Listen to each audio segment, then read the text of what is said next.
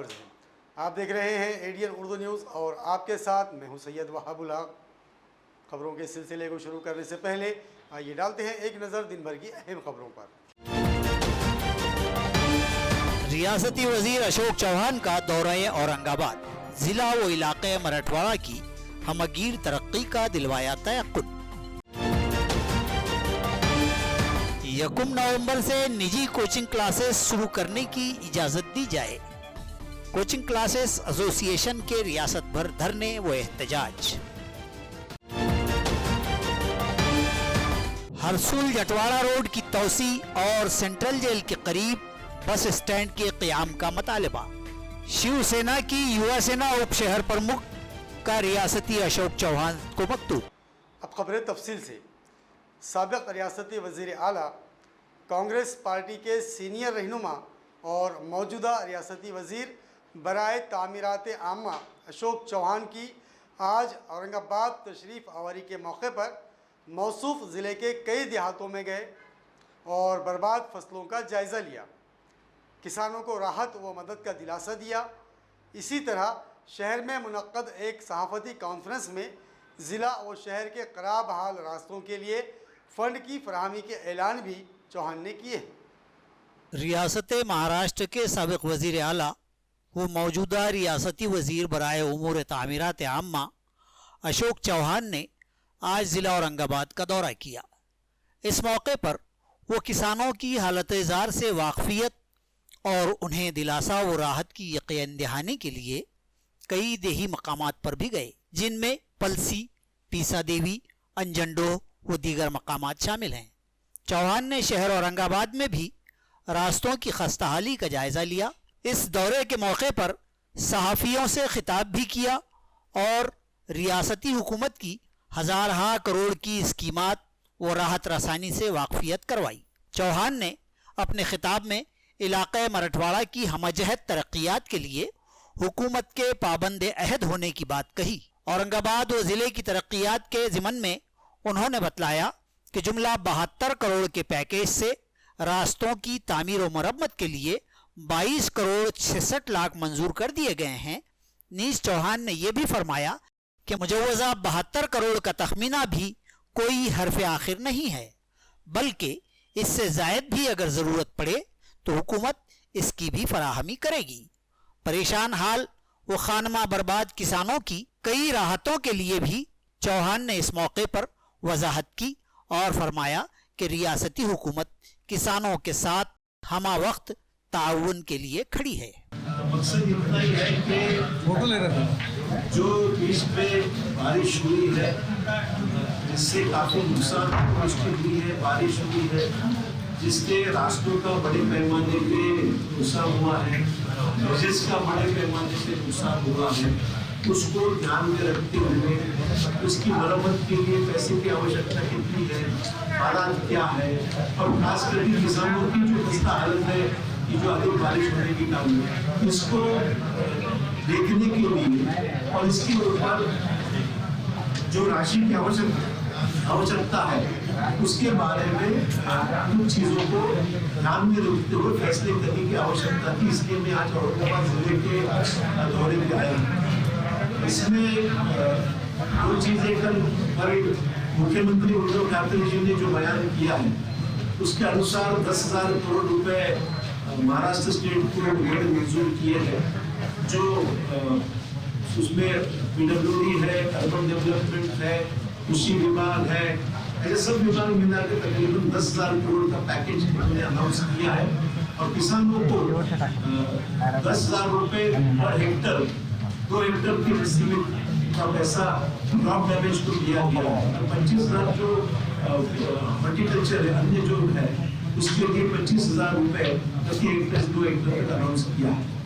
ये तो अलग से है और PWD को 2,600 करोड़ रुपए के आसपास राशि को मंजूर की है, जिसमें से मराठवाड़े के लिए 550 करोड़ रुपए उसमें देने पड़ेंगे, क्योंकि रास्ते और पुल जो है, ब्रिजेस जो है, उसमें काफी नुकसान हुआ है। उसको ध्यान में रखते हुए औरंगाबाद डिस्ट्रिक्ट से जो डिमांड औरंगाबाद PWD जो की मेरे पास तकरीबन 72 करोड़ रुपए की डिमांड दी है। 72 करोड़ रुपए औरंगाबाद जिले के लिए दिए जाएंगे। उसके अनुसार जो रास्ते की मरम्मत करना जरूरी है, ब्रिजेस की मरम्मत करना जरूरी है, उसको दिए जाएंगे। उसके अलावा एशियन डेवलपमेंट बैंक की ओर से पूरे स्टेट के लिए 15,000 करोड़ रुपए की राशि लोन करके मंजूर हुई है। उससे मराठवाड़े में जो स्टेट हाईवेज को कनेक्टिंग जो रास्ते हैं उसको देने का हमारा प्रयास है। आने वाले 15 दिनों में कैबिनेट के सामने जाकर हम इस 15,000 करोड़ की राशि को मंजूरी ले लेंगे। इससे मराठवाड़े के अन्य रास्तों के लिए भी राशि उपलब्ध करने के लिए फैसला करेंगे। और इसके अलावा कुछ अन्य हाईवेज, नेशनल हाईवेज के प्रस्ताव ये केंद्र सरकार को वित्त गडकरी जी को भेजे हुए हैं, जिसको अभी से अगर पैसा मिलता है तो नेशनल हाईवेज भी इसमें मराठवाड़े में दे सकते हैं। सर, मराठा रिजर्वेशन लॉकडाउन में बंद की गई कोचिंग क्लासेस के मालिकान भी बिलाखिर सरापा एहतजाज बनकर रास्तों पर आने के दर पे हैं। रियासती कोचिंग क्लासेस एसोसिएशन ने आज ज़िला कलेक्टर दफातर पर एहतजाजी धरने दिए और 1 नवंबर से कोरोना एहतियात व पाबंदियों के साथ तमाम निजी कोचिंग क्लासेस शुरू करने का मुतालबा किया। इजाज़त ना मिलने पर अज़ खुद कोचिंग क्लासेस शुरू कर देने और तादीबी कार्रवाई के सूरत में एसोसिएशन के रियासती सदर ने खुद सोजी का इंतबाह हुकूमत को दिया है। तालीमी तरक्यात और तालीम के फ़रोग़ में खानगी कोचिंग क्लासेस का बड़ा अहम रोल शामिल है और इस मैदान में रियासत भर कई कोचिंग क्लासेस को बड़ी शोहरत भी हासिल रही है। लेकिन कोविड-19 के हालात और लॉकडाउन के सबब पिछले 7 माह के अरसे से निजी कोचिंग क्लासेस मुकम्मल बंद हैं और इन क्लासेस के चलाने वाले मुकम्मल दिवालिया हो गए हैं। तो यहाँ खिदमत देने वाले तदरीसी व गैर तदरीसी अमले बेरोजगार हो चुके हैं। वबाई हालात कब ख़त्म होंगे इसका कोई अंदाज़ा नहीं है। हालांकि अब लॉकडाउन ख़त्म कर दिया गया है और बेशतर कारोबार और मसरूफियात शुरू हो चुकी हैं। इसी मुनासिबत से रियासती कोचिंग क्लासेस एसोसिएशन ने हुकूमत से मुतालबा किया है कि 1 अक्टूबर से कोरोना की तमाम एहतियाती तदाबीर व पाबंदियों के साथ रियासत भर कोचिंग क्लासेस शुरू कर दी जाएं। एसोसिएशन ने तयक़ुन दिया है कि इजाज़त मिलने पर एहतियाती तदाबीर के तहत क्लास में एक डेस्क पर एक ही तालिब इल्म को बिठाया जाएगा। थर्मल गन, थर्मामीटर व ऑक्सीमीटर जांच की पाबंदी की जाएगी। औलियाए तलबा की मुकम्मल रजामंदी हासिल की जाएगी। एसोसिएशन ने अपने दीगर मुतालिबात भी पेश किए हैं, जिनमें कोचिंग क्लासेस बंदी यानी 1 अप्रैल से क्लासेस के शुरू होने तक के अरसे में फ़ी कोचिंग संचालक 40,000 और तदरीसी अमले को फ़ी कस 20,000 की माहाना राहत दी जाए। इसी तरह कोचिंग के कारोबार को छोटी व दरमियानी सनतों के ज़ुमरे में शामिल किया जाए। इन मुतालिबात के साथ मज़कूरा एसोसिएशन की जानिब से रियासत भर ज़िला कलेक्टर दफातर पर आज 26 अक्टूबर को एहतजाजी धरने भी दिए गए और ऐलान किया गया है कि बाज़ाब्ता इजाज़त न मिलने पर रियासत भर तमाम कोचिंग क्लासेस बैक वक्त शुरू कर दी जाएंगी और रियासत में किसी एक भी कोचिंग क्लास के खिलाफ कार्रवाई की गई तो कोचिंग क्लासेस के रियासती सदर प्रोफेसर पांडुरंग मांडकीकर ने एहतजाजन खुदसोजी कर लेने का इंतबाह भी दिया है। कोरोना के प्रादुर्भाव से पिछले 7 माह से कोचिंग क्लासेस, स्कूल्स और कॉलेजेस सरकार ने टोटली बंद रखे हैं। कोचिंग क्लासेस वाले जो है वो प्राइवेट फील्ड से आते हैं। इनका जो उदर निर्वाह है, इनके जो खर्चे हैं, ये टोटली पेरेंट्स जो फीस देते हैं उनके फीस से हम पे करते हैं। और दूसरी तरफ जो स्कूल कॉलेजेस है ये बंद है, लेकिन इनके जो पेमेंट है सरकार इनको दर माह पेमेंट करता है। हम लोग जो है जो उच्च शिक्षित है, देश की जो बेरोजगारी है वो कम करने का काम हम लोगों ने किया है। और इतना होके भी सरकार हमारे 7 महीने से हमारे कोचिंग क्लासेस बंद है, इसलिए हमारे उत्पन्न ठप्प है। हमारे जो कुछ रेंट है, क्लासेस के रेंट है, घर के जो भाड़े हैं वो पूरे थके हुए। हमारे उपास मार जैसी टाइम हमारे पे आया है। हमारे में से बहुत लोग आजकल आत्महत्या जैसी दिमाग में उनके आ रहा है। तो आपके माध्यम से सरकार से मैं दरख्वास्त करता हूं कि 1 नवंबर तक हमारे खाजगी प्राइवेट जो कोचिंग क्लासेस है ये शुरू करने की परवानगी परमिशन दिए जाए, नहीं तो हम महाराष्ट्र के सभी coaching classes social distancing, parents का जो हमी पत्र है वो भर के लेके हम कोचिंग क्लासेस एक दिन में सब शुरू करेंगे। अरसे से अपने क़राब हाली पर शिकवाकुना गुलमंडी दीवान देवड़ी रास्ते की तामीर नौ मुकम्मल हो चुकी है, जिस पर शहरियान और साकिनान ने मसरत का इजहार करते हुए उम्मीद जताई है कि जल्द अज जल्द दिगर खस्ता और ख़राब रास्ते दुरुस्त किए जाएंगे। शहर में मौजूद अहम शाहराह गुलमंडी ता दीवान देवड़ी ये रास्ता दिन रात मसरूफ रहता है, ताहम ये भी शहर के दीगर रास्तों की तरह तबाह हाल हो चुका था। बल्दिया उज़्मा ने इस रास्ते पर नजर करम की और इस शाहराह का तामीरी काम करवाया गया। आज इस काम का तकमीला हो चुका है और इस कंक्रीट रोड की इन दिनों क्यूरिंग जारी है। जल्द ही ये रास्ता अवामी इस्तेमाल के लिए खोल दिया जाएगा। इस रास्ते के बेहतर काम की तकमील पर यहाँ के साकिनान ने कहा है कि बारानी मौसम से पहले भी ये रास्ता बहुत खराब हो चुका था। बारिश से कबल ही अगर काम किया गया होता तो शायद शहरियान को बहुत पहले ही राहत मिल गई होती और बारिश में भी परेशानी न हुई होती। ताहम इन लोगों ने इजहार तमानियत भी किया है कि देर आयद दुरुस्त आयद। अब राहत तो हासिल हो चुकी है। उम्मीद है कि अब जबकि बारिशों का अख्तिताम हो चुका है, बल्दिया उज़्मा के फर्शनास कमिश्नर शहर भर के तमाम रास्तों की दुरुस्ती व मरम्मत और तजदीद की संजीदा कार्रवाई का आगाज करेंगे। ये रोड का काम बहुत बढ़िया चल रहा है और ये रोड का काम बोले तो आज जो मोंडे से जो भी लोगों का बहुत तकलीफ हो रही थी उनका प्रॉब्लम सॉल्व हो गया भाई ये लोगों का। और दीवान देवड़ी के लोगों ने बहुत सहकार्य करे हुए, नगर सेवक दोनों नगर सेवक ने मिलके और यहाँ की जो भी पब्लिक है बहुत सपोर्ट करे इन्होंने। और ये रोड की वजह से बहुत बोले तो बहुत जो मोंडे पे जो हमारे लोग का है जो हथगाड़ी वाले इनका प्रॉब्लम बहुत सॉल्व हो गया और यहाँ के लोग बहुत खुश हैं। अब वक्त हो चला है एक मुख्तसर वक्फे का। खबरें अभी और भी हैं, देखते रहिए एडीएन उर्दू न्यूज़। छावनी परिषद के मुख्य अधिकारी इनका एक आह्वान। छावनी के सभी नागरिकों को सूचित किया जाता है कि अपना मालमत्ता कर, पानी शुल्क और अन्य बकाया राशि छावनी परिषद में जमा कराए। अगर कोई मालमत्ता धारक बकाया राशि भरने के लिए असफल पाया जाता है तो बकाया राशि की वसूली हेतु छावनी नियम 2006 के प्रावधानों के अनुसार कार्रवाई की जाएगी। वसूली जमा करने हेतु संपर्क नंबर 024023708006 और 7722026840। भारत गैस की घरेलू पकवान गैस फराहमी का तवील अरसे से एक बाएतमाद नाम अंबर गैस एजेंसी औरंगाबाद। सारिफीन को बेहतर खिदमात की फराहमी हमारी इम्तियाजी पहचान। अंबर गैस एजेंसी पर अब गैस बुकिंग हुई मजीद आसान। बराह रास्त व्हाट्सएप से बुकिंग की सहूलत। भारत गैस की इस एजेंसी अंबर से अब ऑनलाइन बुकिंग वो ऑनलाइन ही पेमेंट करें। एजेंसी पर आने की कोई झंझट नहीं और न ही रिफिलिंग के लिए नकद रकम अदायगी की जरूरत है।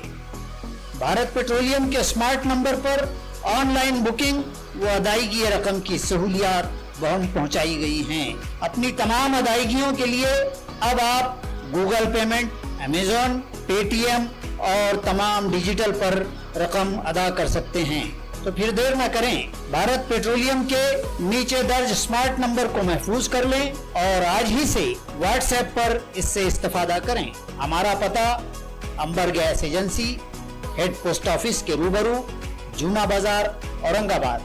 Smart number 1800224344। नमस्कार, भारत पेट्रोलियम आणि अंबर गॅसचे मी ग्राहक असून त्यांच्या व्हॉट्सअपच्या माध्यमातून गॅस बुकिंग आणि त्यानंतर गॅस घरी आल्याच्या नंतर कॅश पेमेंट न देता ऑनलाईन पेमेंटच्या माध्यमाचा हा आम्हाला खूप फायदा होतोय। त्याच्यासाठी अंबर गॅसचे खूप खूप धन्यवाद। नमस्कार, मी भारत पेट्रोलियम अंबर गॅस एजन्सीची ग्राहक असून व्हॉट्सअप बुकिंग आणि ऑनलाईन पेमेंटची उपलब्ध करून दिल्याबद्दल भारत पेट्रोलियमचे मी खूप खूप आभारी आहे. जरूरतमंदों की मदद और इंसानियत की खिदमत इम्तियाजी फरीजा है, इबादत है। शहर औरंगाबाद में घाटी अस्पताल व कैंसर अस्पताल में रोजाना हजारों मरीज व उनके रिश्तेदारों की आमद होती है। दूर दराज के मरीजों के अकरबा के खाने व रिहाइश के मसले को हल करते हुए उनके क़ियाम व ताम का मुफ्त नज़्म पिछले कई साल से मस्जिद जमील बेग से मजलिस तामीर मिल्लत करती आ रही है। तामीर मिल्लत के ज़ेर एहतमाम दोनों अस्पतालों के अलावा शहर के दीगर दवाखानों में भी मरीज व उनके रिश्तेदारों को 2 वक्त का खाना पहुंचाया जाता है। मजलिस तामीर मिल्लत ने अहले खैर हजरात से अपील की है कि इस कार खैर में हिस्सा लें। मस्जिद जमील बेग, पंचक्की, औरंगाबाद पर रास्त मुलाकात करें या मोबाइल नंबर 9750005577 पर राब्ता करें। सुवर्ण संधी, सुवर्ण संधी, सुवर्ण संधी. बेरोजगारीच्या काळात 100% जॉब गॅरंटी देणारे कोर्सेस करा. केंद्रीय शिक्षण मंडळ, भारत सरकार मान्यता प्राप्त DMLT, OT technician, diploma physiotherapy, ECG, x-ray, CT scan, BEMS, pharmacy in Ayurveda and Unani, diploma optometry, certificate in emergency medical services, diploma in hospital management तसेच महाराष्ट्र शासनाच्या यशवंतराव चव्हाण महाराष्ट्र मुक्त विद्यापीठ आणि SNDT महिला विद्यापीठाचे BA मराठी व उर्दू माध्यम, MA सर्व विषय, BCom, MCom, MA एज्युकेशन, मानवी हक्क, गांधी विचार दर्शन, समंत्रक प्रमाणपत्र, बाल संगोपन कोर्स, नोकरी व्यवसाय सांभाळून हे कोर्सेस करता येतात. 4थी पास ते 12वी नापास यांना 6 महिन्यात 12वी पास होऊन ग्रॅज्युएट होण्याची सुवर्ण संधी. संपर्क प्राचार्य डॉक्टर हसन इनामदार, डॉक्टर दत्ताभाऊ पात्रीकर शिक्षण प्रसारक मंडळ संचलित, मातोश्री डॉक्टर कंचन शांतीलालजी देसडा महाविद्यालय औरंगाबाद. मोबाईल क्रमांक 9405109103 आणि 8830838903.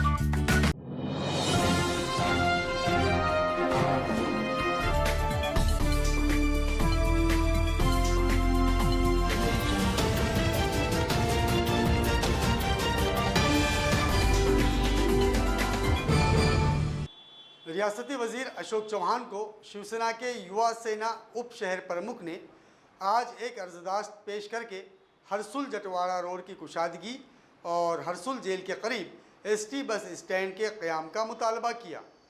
इसी तरह इस इलाके यानी सईदा कॉलोनी, चेतना नगर व अतराफ़ के साकिनान ने भी वज़ीर मौसूफ से मुलाकात की और अपनी बस्तियों की हालत ज़ार के सुधार के मुतालबे किए हैं।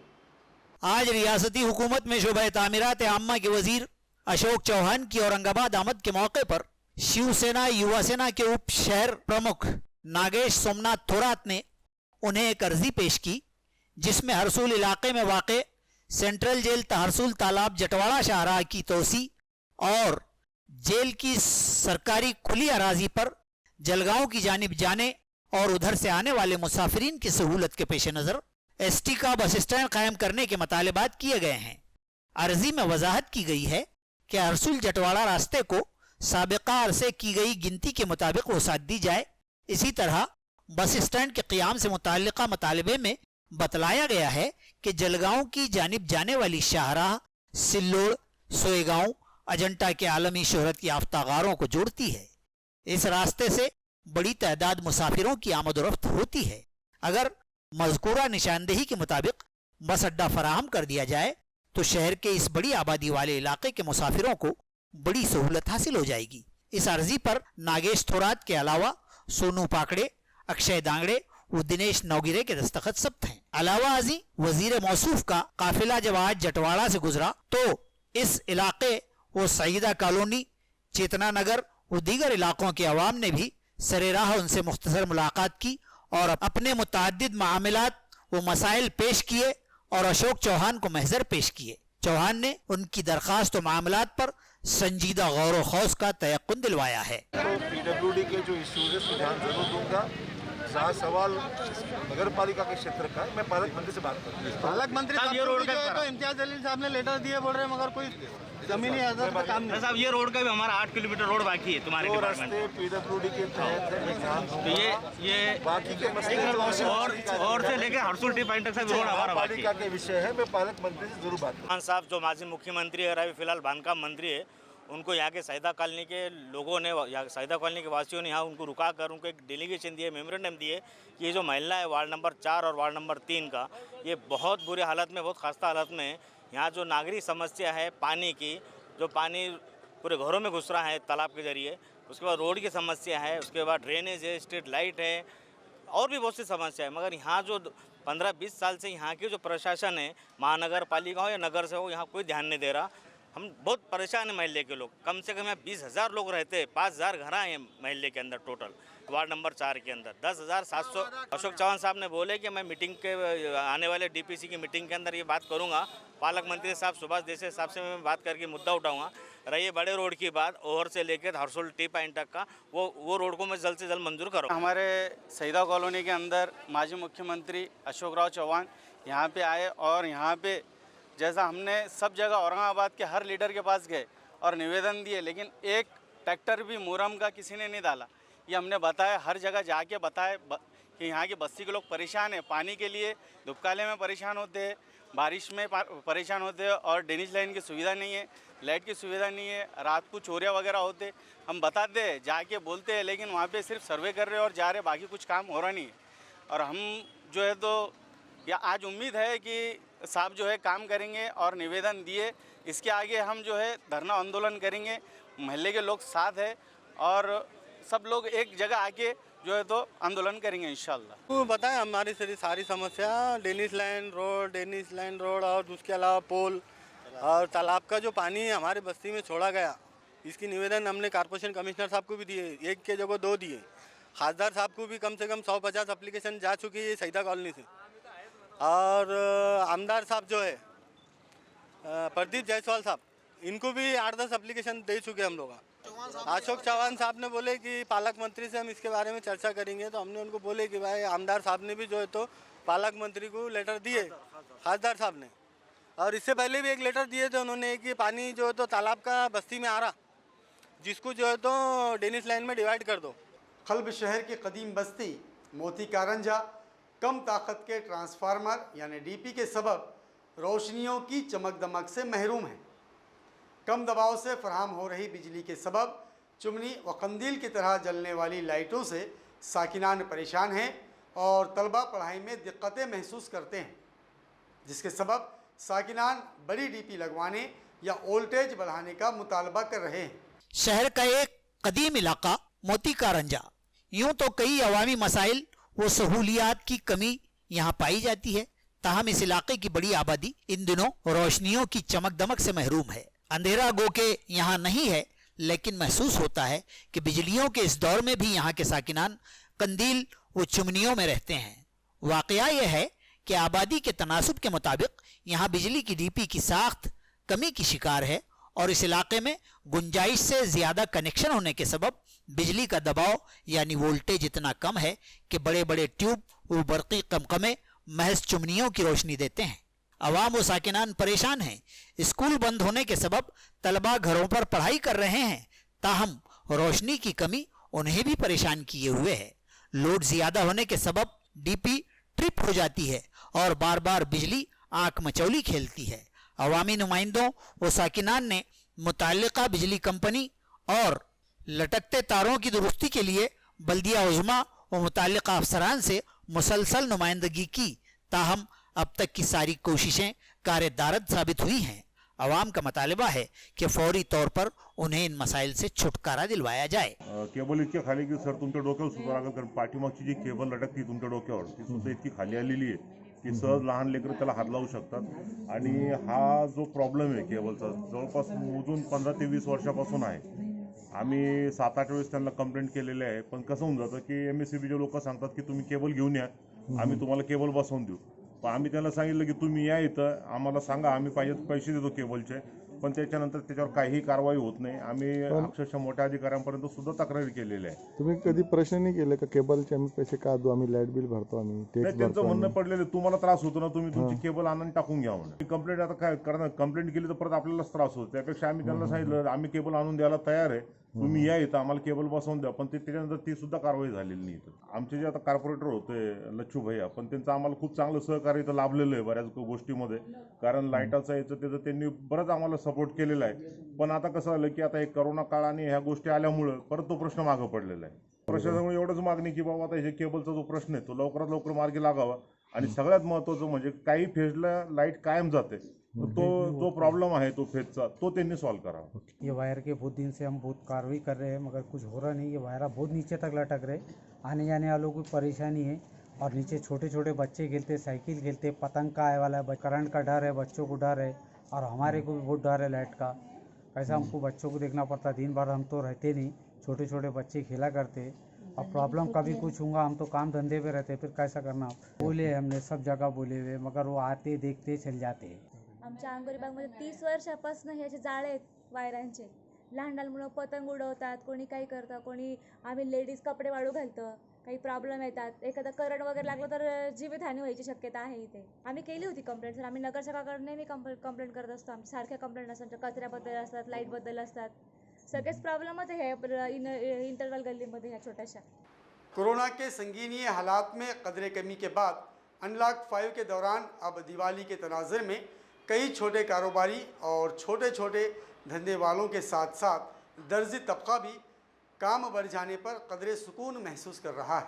मुल्क और रियासत में इमसाल बड़े ही हैजान अंगेज हालात रहे. कोरोना ने समाज के तमाम तबकात की हालत गैर कर दी. छोटे छोटे कारोबारी और मेहनतकश तो कारोबार बंदी, सुस्त रहो कारोबार के सबब खाना खराब शब-ओ-रोज से दिल शिकस्ता और बेदस्तोपा हो चुके. ईद, गणपति, दशहरा जैसे बड़े त्यौहार भी आए और खामोशी से गुजर भी गए. कई लोग नाने शबीना को मोहताज हो गए तो कैसे त्यौहार और कहाँ की खुशहालियाँ. लॉकडाउन ख़त्म हुआ और अनलॉक के 3-4 अदवार के गुजर जाने के बाद अब अनलॉक 5 में कुछ आसानियाँ देखी जा रही हैं.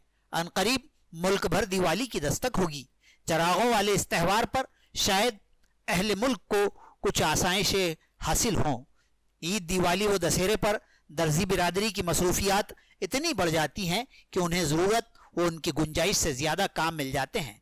अक्सर टेलर हजरात एक मुअय्यना मियाद के बाद महज एक जोड़ी कपड़े भी किसी नए गाहक के लेने पर कादिर नहीं रह जाते और इनकार कर देते हैं. ताहम इमसाल ये लोग भी अब तक हाथ पर हाथ धरे मुंतज़िर फ़रदा देखे गए. लेकिन अब जब दिवाली के लिए कुछ काम मिलने लगे तो उनके माथे पर मसरत की रमक देखी जा रही है. उन्हें उम्मीद है कि दिवाली पर उनके काम अच्छे चलेंगे. बाकी हमारे 2-4 रमजान का हो गया, ईद हो गई और स्कूलों में काम हो गया, तो ये काम फेल हो गए थे. लेकिन दशहरे का अल्हम्दुलिल्लाह काम अच्छा चल रहा है. खबरों के सिलसिले को ख़त्म करने से पहले आइए डालते हैं फिर से एक नज़र दिन भर की अहम खबरों पर. रियासती वजीर अशोक चौहान का दौरे औरंगाबाद. जिला व इलाके मराठवाड़ा की हमगीर तरक्की का दिलवाया तयक्कुन. 1 नवंबर से निजी कोचिंग क्लासेस शुरू करने की इजाज़त दी जाए. कोचिंग क्लासेस एसोसिएशन के रियासत भर धरने व एहतजाज. हरसूल जटवाड़ा रोड की तोसी और सेंट्रल जेल के करीब बस स्टैंड के क़याम का मुतालबा. शिवसेना की युवा सेना उप शहर प्रमुख का रियासती अशोक चौहान को मकतूब. नाजरीन, ये थी आज की खबरें. कल फिर मुलाकात होगी नई खबरों के साथ. तब तक अपना ख्याल रखिए और देखते रहिए एडीएन उर्दू न्यूज़, आवाज़ हर दिल की.